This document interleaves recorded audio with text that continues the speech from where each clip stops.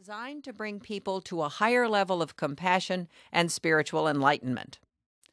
That got us thinking about Buddhism, which is one of the fastest growing religions in North America. So to help us explore this ancient tradition and its founder, we've invited Kevin Trainor as our guest.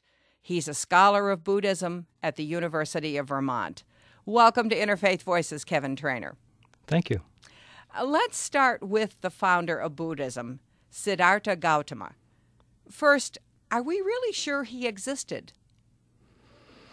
Well, I think it's difficult to say with historical confidence that he existed, but I think that given what we do know from the historical record, from archaeology, from the texts that survive, it makes much more sense that he was an actual human being who lived at a particular time.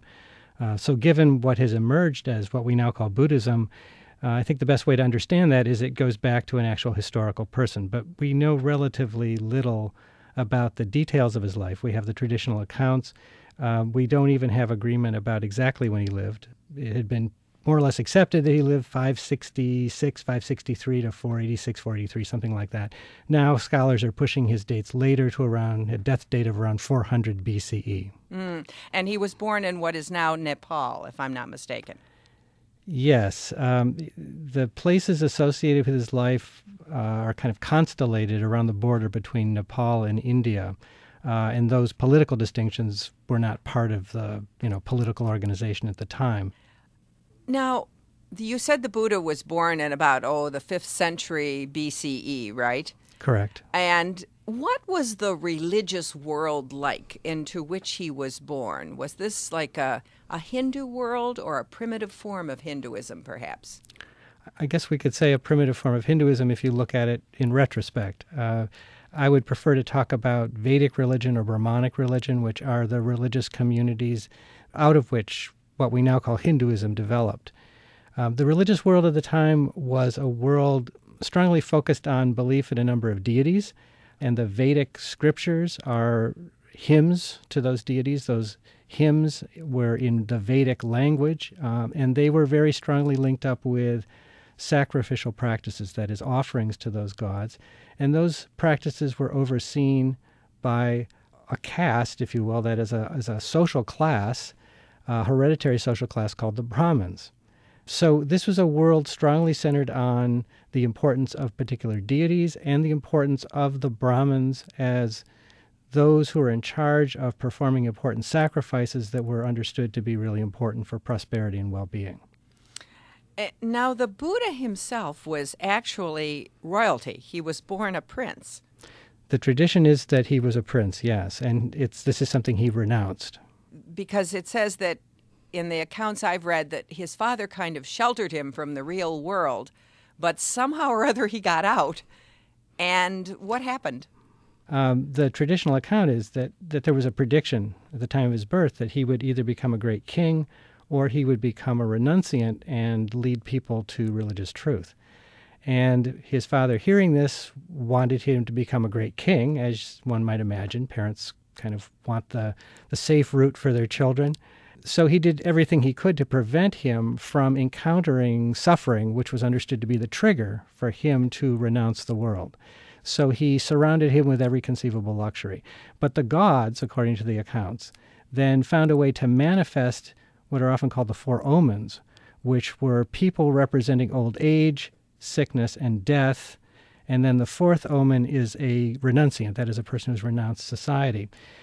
So the gods, according to this account, thwarted the efforts of his father to prevent him from encountering suffering and had him encounter the circumstances of life that would cause him to renounce society and set off in pursuit of the ultimate truth.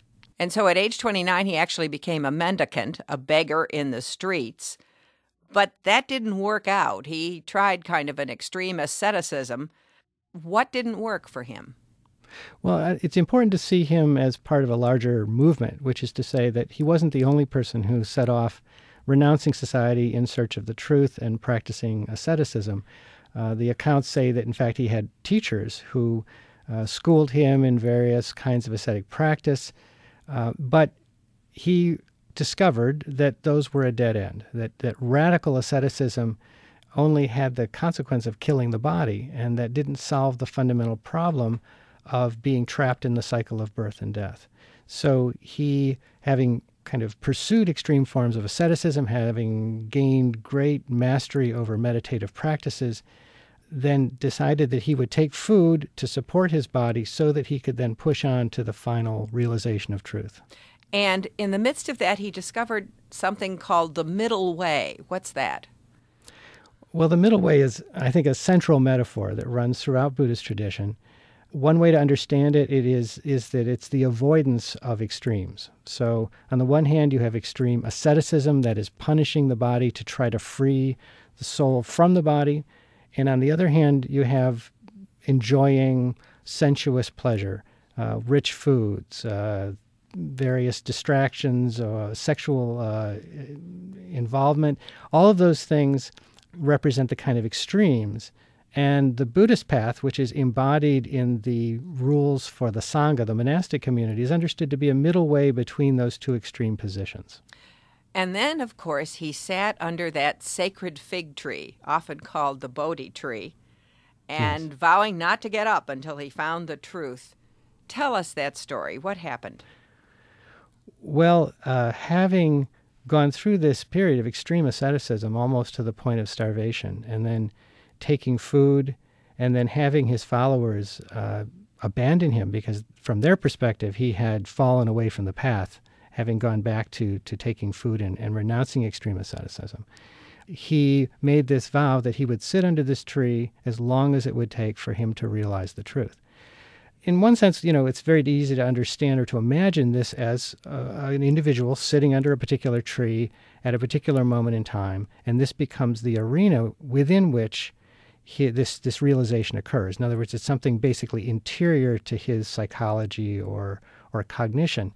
But in Buddhist accounts, this is framed in terms of a kind of cataclysmic battle between the Buddha and Mara, who is the embodiment of death and who is sort of in charge of keeping people in the cycle of birth and death. So he sees the Buddha as his enemy because the Buddha is going to realize the truth and allow people to be liberated from the cycle of birth and death.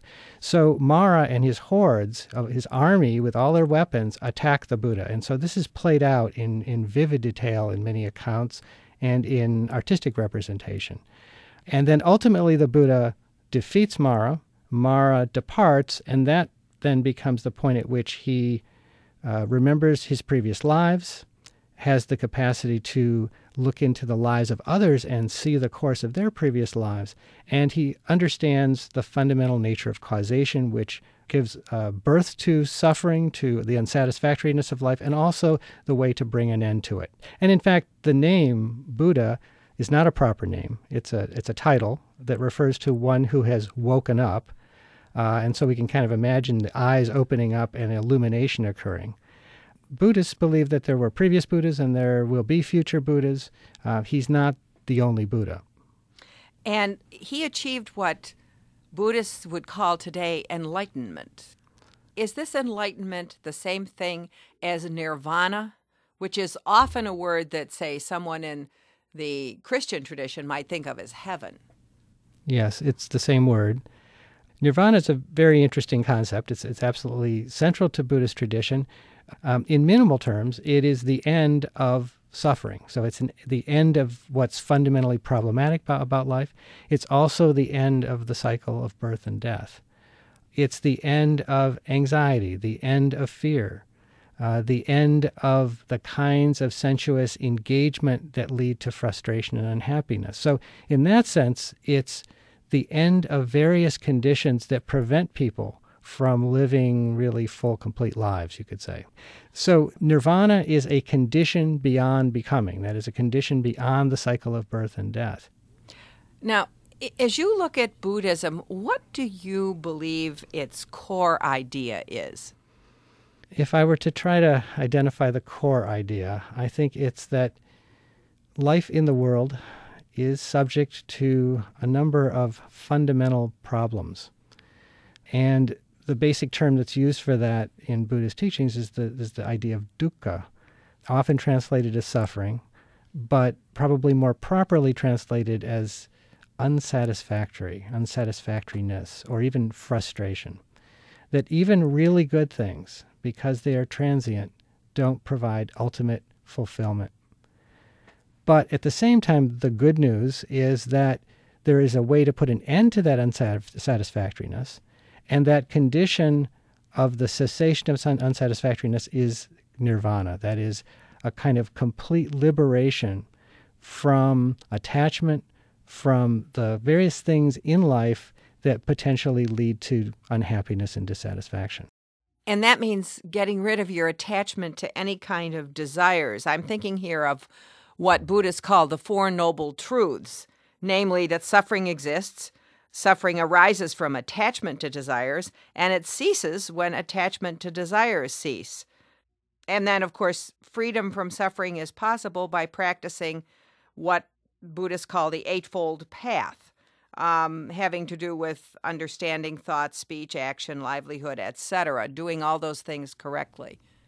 Well, I think it's helpful to keep in mind that the term that's used in the Second Noble Truth, the cause of dukkha, is a term that more literally means craving or thirst. It isn't desire per se. Desire is a complicated notion in Buddhist teachings because there is certainly a sense in which the ideal of becoming an arhat or a Buddha represents a certain kind of desire, and that kind of desire is appropriate. However, there are other desires that, from the point of view of a kind of Buddhist philosophical analysis, almost inevitably lead to hardship and unhappiness. What kind of cravings would be unacceptable? There's a certain sense that sense pleasures can be problematic, in part because they lead one to a certain kind of desire to continue to have them. So we have, these images in the life of the Buddha of him being surrounded by dancing maidens. And before he sets off and renouncing the world, there is an account of how he's surrounded by these maidens. He's already gained a certain kind of detachment because he's seen the problems with life. And the maidens are dancing in front of him, and he loses interest and falls asleep. And then after he's gone to sleep, the dancers look at him and say, well, we're wasting our time. They fall asleep.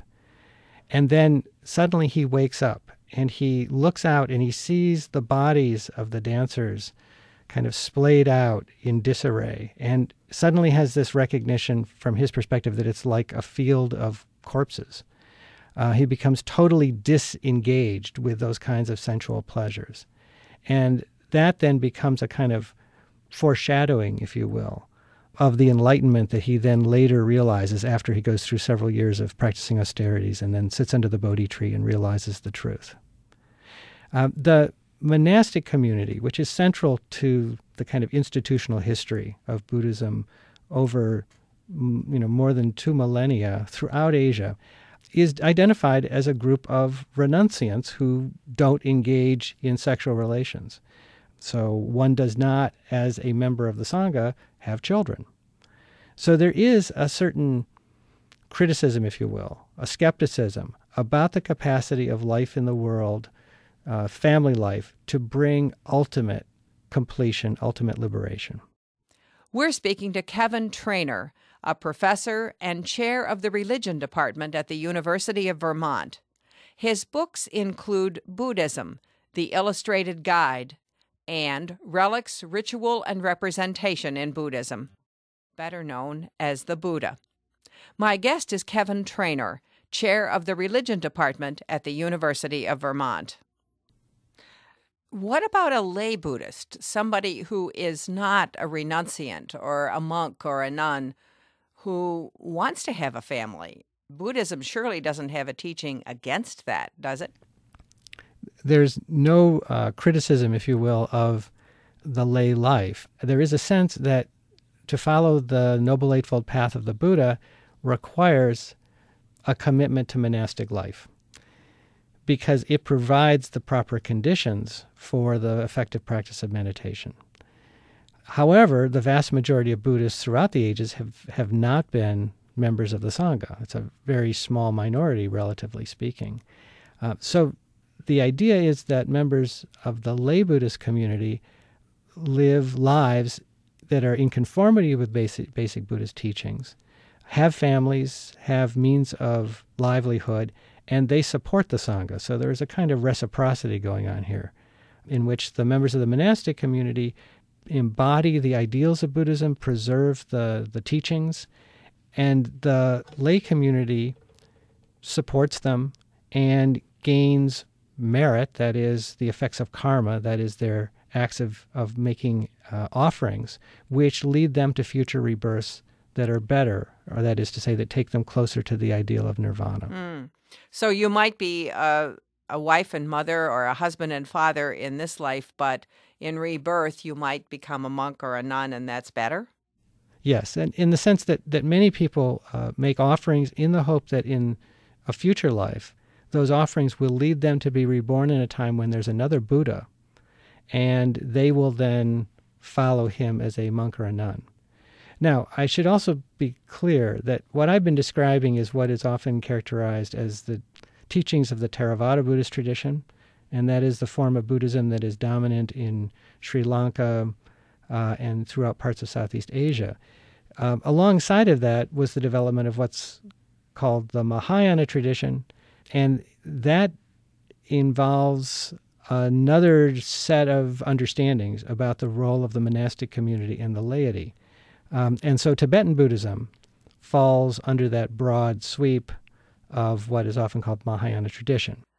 What's the role of God in Buddhism? Do Buddhists generally believe in a God? Buddhists, I would say, generally believe in lots of gods.